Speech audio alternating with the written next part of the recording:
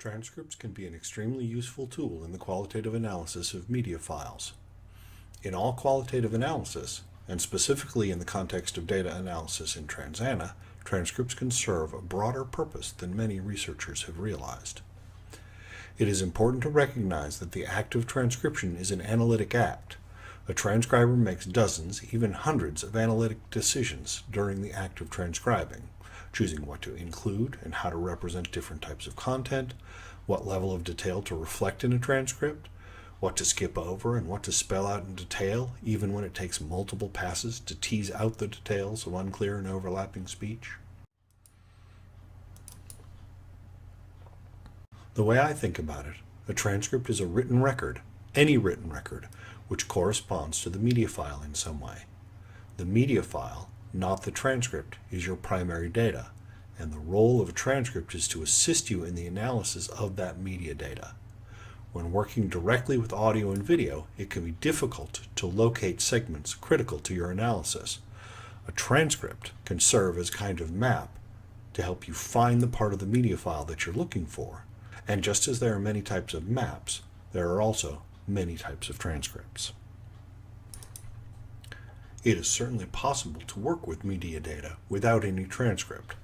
There are ways of indicating the start and end of a segment of video that one considers analytically important, and there are mechanisms for categorizing and coding such media segments without transcripts. Full analyses can be done with no transcription whatsoever. When time and resources are limited, working directly with the media data in this fashion can be extremely efficient. After all, it takes time and resources to create transcripts. But working without a transcript is a bit like traveling without a map. It's not a problem if you know where you're going, but if you're not sure where you're headed, or worse yet, if your destination changes, it can be more difficult to complete your journey. If you've written field notes on site while collecting your media data, you have created a written record that should correspond with your media file. It can be very helpful to plug those field notes into your qualitative analytics software and link them to your media file. Linking the written material to the media file can allow you to quickly navigate to the portion of the media file that matches the text, and watching the media data that you've collected can be an excellent way of reminding yourself of exactly what you were seeing when taking these notes. A strategy that some researchers use to save time and money is to do partial transcripts. In this approach, a researcher will do an initial pass through their media data, making judgments about what parts of the data are worth transcribing and what parts can be safely skipped or ignored. A researcher working in this mode can make decisions about the level of depth required in different parts of the media file. Some crucial segments might receive detailed transcription, while other segments do not seem as important to the current study and might receive summary or annotated terms. Other parts might be skipped entirely. This approach to transcribing is something referred to as annotated transcription, partial transcription, or gisting, as in reflecting the gist of what was said. The most common form of transcription is verbatim transcription. In this form, the transcriber tries to capture the words that are being said in the media file. The transcript is aimed at capturing the spoken layer of the media data. Within this approach, there are a number of analytic decisions to be made. Do you aim for a transcript that smooths over the rough edges of spoken language, or do you want an exact record of the words, including word repetitions, stutters, and all the ums and uhs and other awkward vocalizations that are common as people speak? How important is it if a participant starts to say a word, but then stops and chooses a different word, or no word at all, instead? There's always a trade-off between capturing detail on the one hand and working efficiently on the other. There's a lot more latitude in how to construct verbatim transcripts than most people are aware, and the decisions you make will be partially based on your research goals and your analytic framework.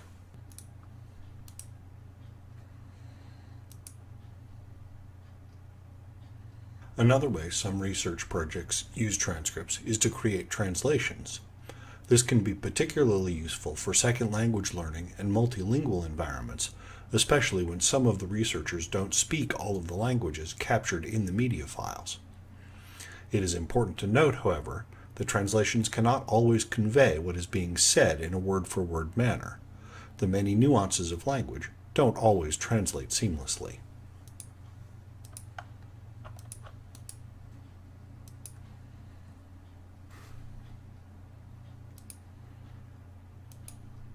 When you have video data, you can create transcripts that go beyond capturing the verbal layer of media data. You can easily devise a notation system for gesture, movement, or behavior. You can describe visual aspects of the data that are salient or important to your study.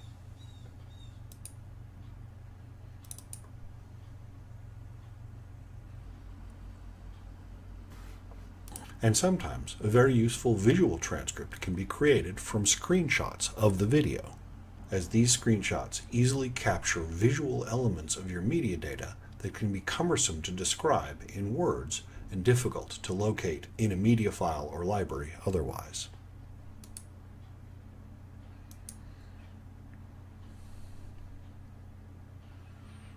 You can also use different transcripts to capture different analytic views of your data. For example, Erica Halverson and her research team wanted to study student-produced documentary films. They created 4 transcripts of each video file, one that captured the director's point of view, a second that captured the sound editor's viewpoint, including speech and non-speech elements in the audio track, a third that captured the work of the video editor, and a fourth that encompassed the viewpoint of a cinematographer.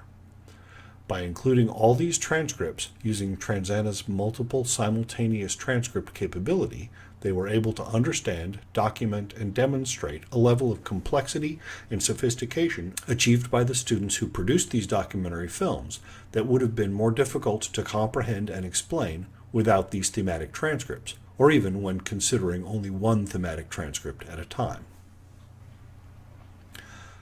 Another variation of this type of transcription is referred to as interpersonal process recall. In this process, a researcher will record an interaction between people. The researcher will then interview each of the participants separately, perhaps showing them critical parts of the interaction and seeking feedback from them about their thoughts, perceptions, and understanding of the original interaction. Transcripts of these later commentaries can be combined with the media from the original interview, allowing the researcher to see the original interaction and read the commentaries of each of the participants simultaneously, providing a powerful environment for understanding such interactions in great depth and detail. Here again, Transana's capacity to link multiple transcripts to a single media file and to display them in a coordinated way is extremely useful. Analytic methodologies such as conversation analysis, discourse analysis, and interaction analysis all have well-defined transcription standards and procedures. Using Jeffersonian transcription notation, for example, can allow a conversation analyst to capture a large number of conversational nuances in a written form that is readily interpretable by someone with such expertise. Some disciplines choose to create phonetic transcripts, often using the International Phonetic Alphabet. This, too, supports analysis from a particular viewpoint, where sentences, phrases, and even whole words are too large a unit of analysis, and language needs to be broken down into its component sounds. The idea underlying all of this is that a transcript is an analytic tool whose purpose is to help a researcher better understand the data that they have collected. Transcripts are an extremely powerful and flexible tool for better understanding the meaning of media data. That being said, it's also important to recognize that a transcript is never a complete substitute for media data. It is critical to retain the media data and to frequently check the media data file to ensure that you are interpreting what the transcript appears to represent correctly. It is far too easy for the nuance of language or action to get lost in transcription. For example, sarcasm, often readily apparent in media recordings, can get lost when being read from a transcript, causing the reader to infer exactly the opposite of what the speaker intends.